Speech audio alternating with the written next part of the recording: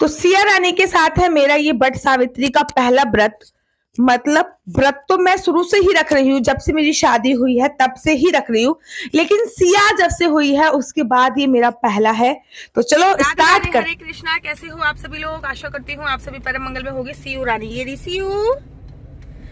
तो आज मैंने अपने पहना शादी का चूड़ा। मैंने अपनी शादी पे यही चूड़ा पहना था और आज शादी के 3.5 साल बाद भी ये चूड़ा मेरे को फिट आ रहा है। और मतलब मैं आपसे ये कहना चाहूंगी, इतना मजबूत है ये, इतना मजबूत है कि अभी तक इसकी एक आधी चूड़ियां क्रैक हुई होंगी, बाकी इसका चूड़ा वैसे का वैसे ही है। और बुला लिया था तो ये ऑफिस से केवल और के लिए आई हैं क्योंकि आज है बट सावित्री व्रत। तो मैं सुबह से बहुत ज्यादा बिजी थी। सबसे पहले पुणे में मेरा जो काम था वो था पेड़ को देखना। सबसे पहले मैंने पेड़ ढूंढा कि आखिर बट का वृक्ष कहाँ पे है, तो फाइनली बट का पेड़ मिल गया। पहले जो मुझे बट का पेड़ मिला था वो मतलब बहुत छोटा था, और कहते हैं ना, ऐसा बोला जाता है जितना बड़ा बट का पेड़ होएगा उतनी ज्यादा अच्छा रहता है। तो इस दिन पत्ते तोड़ते नहीं है, जिस दिन बट सावित्री का व्रत होता है तो बट के वृक्ष से पत्ते नहीं तोड़ते। जो पत्ते पड़े होते हैं आपको उसी में ही पूजा अर्चना वंदना करनी पड़ती है। तो मैंने उसी में पूजा अर्चना वंदना करी। तो बट वृक्ष पे दीप दान करना बहुत जरूरी होता है, तो मैं अपने घर से दीप लेके गई थी, तो मैं ये दीप दान सबसे पहले करूंगी। तो मैंने प्रारंभ किया पूजा अर्चना वंदना। यहाँ से मैं पेड़ के पत्ते उठा रही हूँ और मैंने प्रारंभ कर दी है पूजा अर्चना वंदना। ये मैं दीप प्रज्वलित कर रही हूँ। हवा बहुत ज्यादा चल रही थी, लेकिन फाइनली मैंने दीप को प्रज्वलित किया। अब आप एक बात आप लोग जरूर बोलोगे कि दीदी आपने नीले कपड़े पहने, तो ये नीला नहीं है। वीडियो में इसका कॉन्टेक्स्ट नीला आ रहा है, लेकिन ये पर्पल कलर है क्योंकि उस दिन शनि जयंती भी थी और शनि जयंती में पीला रंग पहनना था और बट सावित्री भी थी। तो फिर मैंने मिक्सअप मैच किया और मैंने पर्पल कलर पहन लिया। और ये चुन्नी आप लोग देख रहे हो ना, मैरून रंग की वेलवेट की, इसकी स्टोरी मैं आपको अभी बताऊंगी। तो यहाँ पे मैंने अपनी पूजा अर्चना प्रारंभ कर दी है। सब लोगों के घर में अपनी डिफरेंट पूजा होती है। मेरे यहाँ पे जो पूजा होती है, पहले एक बात बता दूं कि मेरे यहाँ पे की पूजा सेंस, मेरे ससुराल में बट सावित्री नहीं बनाया जाता है, ना मेरे मायके में बट सावित्री बनाया जाता है। लेकिन बट सावित्री की महिमा इतनी है ना मेरे ससुराल में बनाया जाता, ना मेरे मायके में बनाया जाता, लेकिन फिर भी मैंने बट सावित्री का जो व्रत है वो करा। और कहते हैं ना कि बट वृक्ष को दूध से सींचना जरूर चाहिए।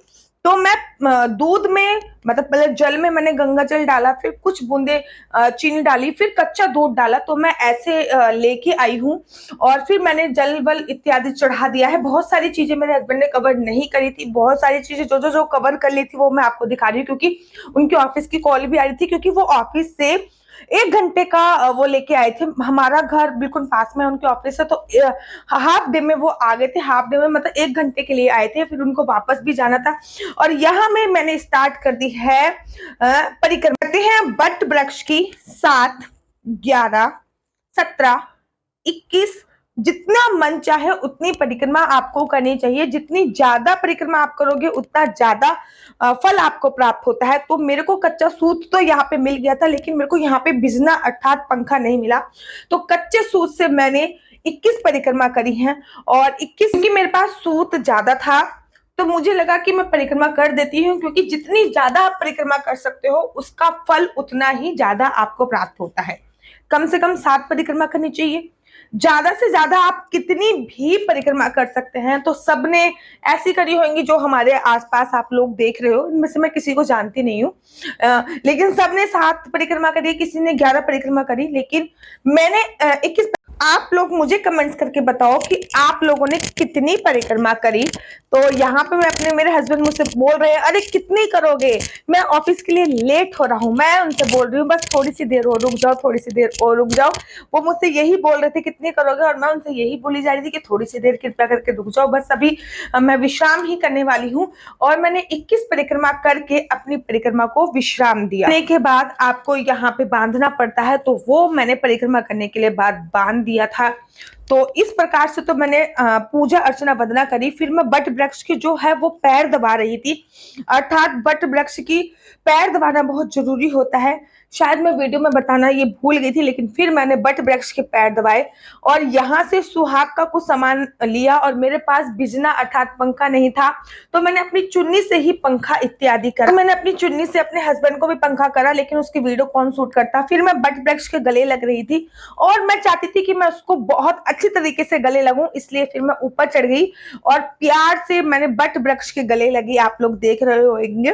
तो फिर मैंने ये बट वृक्ष के मैं संपूर्ण तरीके से गली। पूजा अर्चना बंदा हो गई है और बहुत सारी औरतों ने मेरे को भी सिंदूर लगाया, मैंने भी उनको सिंदूर लगाया।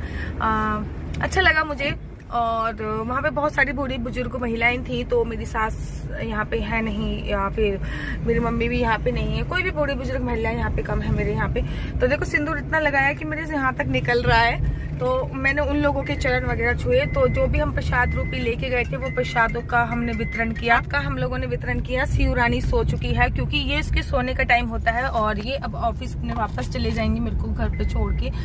तो अब बहुत तेज की प्यास लग रही है क्योंकि मैं ब्रेस्ट फीडिंग मदर हूँ और मिल्क में 85% वाटर होता है मम्मा के मिल्क में। तो मुझे जो प्यास का लेवल है ना वो मेरा यहाँ पे है। तो मुझे बहुत तेज की प्यास लग रही है। तो मैं अब पानी पीऊंगी सबसे पहले जाके, और लड्डू गोपाल बाल गोपाल को भी भोग इत्यादि लगाऊंगी। लड्डू गोपाल बाल गोपाल उठ तो सुबह ही गए थे, बट भोग इत्यादि मैं लगाऊंगी। तो मेरे को पंखा नहीं मिला था, तो मैंने आपने देखा ना कि मैंने अपनी जो शादी की चुन्नी थी, मैं इस चुन्नी से जुड़ी हुई कथा तुमको सुना दी। कथा ही समझ लो, स्टोरी समझ लो। ये चुन्नी मेरे हस्बैंड ने अपनी शेरवानी पे कैरी करी थी। ये चुन्नी मेरे हस्बैंड ने अपनी शेरवानी पे पहनी थी। और उसके बाद जब मेरी विदाई हो रही थी तो मैंने अपने भाई को भेजा कि अपने जीजा जी के पास जा, क्योंकि तब तक तो जीजा जी बन चुके थे वो, और जाके उनसे वो चुन्नी लेके आ जा जो इन्होंने शेरवानी पहनी थी। उसके बाद अपनी विदाई पे मैं वो चुन्नी ओढ़ कर अपने ससुराल में आई। तो इस चुन्नी की स्टोरी ये है। तो अभी भी जब भी कभी पूजा पाठ होती है तो मैं यही चुन्नी ओढ़ती हूँ और मेरी फेवरेट चुन्नियों में से एक है। दिल के बहुत अटैच्ड है, इसलिए फेवरेट चुन्नियों में से एक है।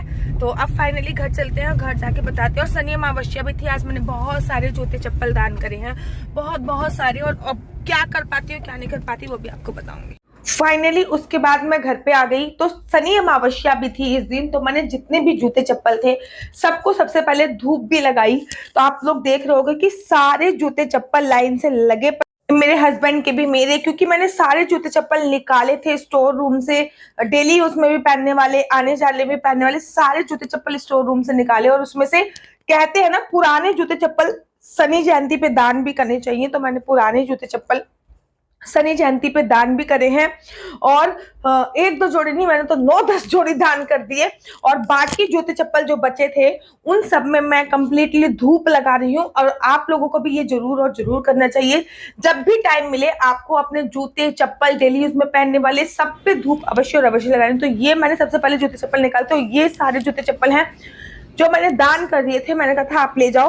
और कहते हैं पुराने जूते चप्पल शनि जयंती पे अवश्य और अवश्य दान करने चाहिए। इससे शनि महाराज की ये सारे जूते चप्पल मैंने शनि जयंती वाले दिन, जिस दिन वर्ष सावित्री का व्रत था, तो वो दान कर दिए थे। फाइनली कोरियर आया हुआ था कोई, तो फिर मैं कोरियर देखने लग गई कि आखिर इस कोरियर में आया क्या है। सीयू ने देखो कितना मैशी कर दिया है घर। और ये मैंने कोरियर को खोल दिया है और मैंने कोरियर को खोल के देखा तो सीयू रानी की 2 ड्रेसें आई हुई थी और वो बहुत सुंदर ड्रेस। फाइनली पहले मैंने ये दोनों ड्रेसों को उस दिन बट सावित्री वाले दिन ही पहले धोया और धोने के बाद फिर मैंने इनको डिटॉल से धोया, उसके बाद बनाया। तो फिर अब मैं ब्लॉग यहीं पे खत्म करती हूँ क्योंकि ब्लॉग बहुत लंबा हो जाएगा। और शनि जयंती पे मैंने कुछ छोले वोले इत्यादि भी चीजें बनाई थी, लेकिन उन सब की वीडियो मैं शूट नहीं कर पाई क्योंकि मेरे को टाइम नहीं लगा। सीयू बहुत ज्यादा क्रैंकी हो रही थी, बहुत ज्यादा रो रही थी। तो अब मैं वीडियो को यहीं पे खत्म करती हूँ। क्वालिटी इनकी बहुत अच्छी, तो वीडियो को मैं यहीं पे विश्राम देती हूँ अब। और आशा करती हूँ कि आपको मेरी वीडियो अच्छी लगती होगी। अगर आपको मेरी वीडियो अच्छी लगती है तो आप अपना YouTube channel Mr and Mrs Chauhan को लाइक शेयर सब्सक्राइब करना बिल्कुल भी मत भूलिए। तब तक के लिए मुझे दीजिए इजाजत। राधे राधे, हरे कृष्णा, हरि बोल। एक अनाउंसमेंट और मैं आपको बताना चाहूंगी कि जो मेरा क्वेश्चन आंसर वाला सेशन है, जो मैं एक वीडियो बनाती थी टॉक विद आशु, इसके लिए मैंने एक नया यूट्यूब चैनल खोल लिया है। जल्दी आप लोगों के सामने दोबारा से स्टार्ट होएगा टॉक विद आशु, चर्चा कुछ अध्यात्म की, जिसमें मैं आप लोगों के द्वारा पूछे गए प्रश्नों के उत्तर दिया करूंगी। राधे राधे, हरे कृष्णा, हरि बोल।